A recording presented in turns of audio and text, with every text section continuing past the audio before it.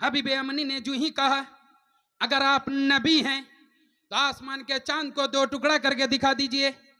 नबी पाक सल्लल्लाहु अलैहि वसल्लम पहाड़ की चोटी पर अपना कदमे मुबारक रख दिए और अपने दस्ते करम, दस्ते रहमत को आसमान की तरफ आपने दराज फरमाया, आसमान की तरफ उठाया।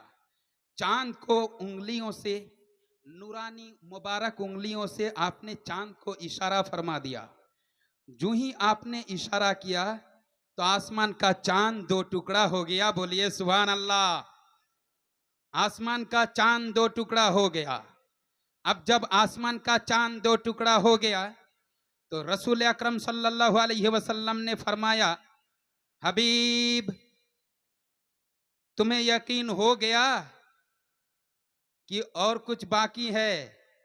हबीब अमनी ने कहा, जी मैंने देख लिया, आपने आसमान के चांद को दो टुकड़ा कर दिया, मैंने आपको नबी मान लिया। नबी ने फरमाया, ऐ हबीब जरा ये भी बता दो, ऐसे ही छोड़ दूं कयामत तक कि फिर इसे जोड़ दूं? हबीब अमनी ने कहा, या रसूल अल्लाह, ये इस तरह चांद को तोड़ने की ताकत अगर आपको है तो जोड़ने की ताकत भी अल्लाह ने दी होगी। लिहाजा या रसूल अल्लाह सल्लल्लाहु ताला अलैहि वसल्लम, आपने आसमान के चांद को तोड़ा है तो आप ही जोड़ दीजिए। आपका नाम मोहम्मद है, बेशक मेरा नाम मोहम्मद है। क्या आप अपने आप को अल्लाह के आखिरी पैगंबर होने का दावा करते हैं? नबी ने फरमाया था, मैं दावा नहीं करता बल्कि सच में मैं अल्लाह का आखिरी नबी हूं। तब हबीब अमनी ने कहा था कि ए मोहम्मद, आप अपने आप को आखिरी जमाने का नबी कहते हैं, और ये जो देख रहे हैं अबू जहल, उतबा, सैबा, अबू लहब और ये जो कुफार और मुशरिकीन को देख रहे हैं, ये तमाम के तमाम आपको जादूगर कहते हैं। लेकिन मैं हबीब अमनी हूं, मुझे अच्छी तरह मालूम है, मैं बहुत किताबों का मुताला किया हूं, बहुत किताबों का रीडिंग किया हूं, बहुत किताबों का पढ़ा लिखा आदमी हूं। मुझे अच्छी तरह मालूम है कि जो जादूगर होता है, जादूगर की जादू सिर्फ जमीन पे चलती है, आसमान पे नहीं चलता।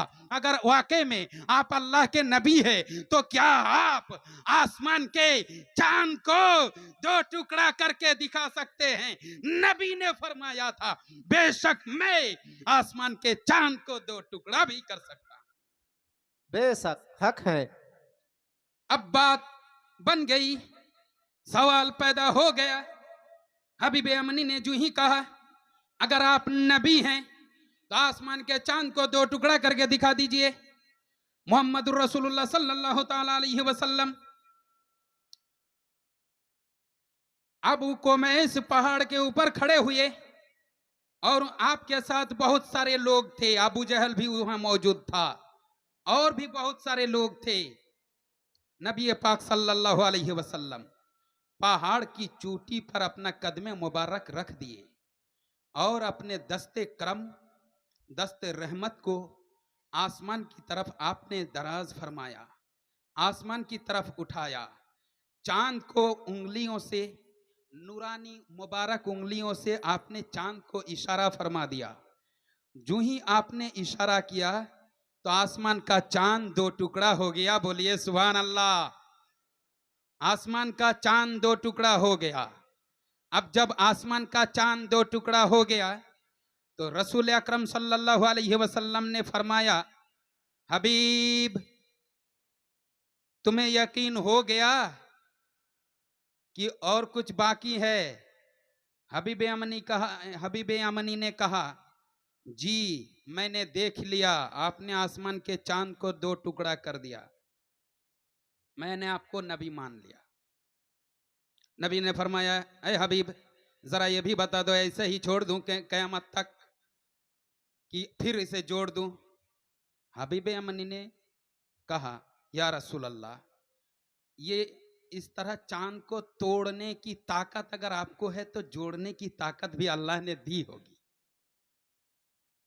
लिहाजा या रसूल अल्लाह सल्लल्लाहु ताला अलैहि वसल्लम, आपने आसमान के चांद को तोड़ा है तो आप ही जोड़ दीजिए। नबी पाक सल्लल्लाहु अलैहि वसल्लम ने फिर दोनों मुबारक हाथों से, नूरानी हाथों से इशारा किया, इशारा फरमाया, तो टूटे हुए चांद के दो टुकड़े आपस में जुड़ गए और वो जुड़ा हुआ चांद आज भी आसमान में मौजूद है।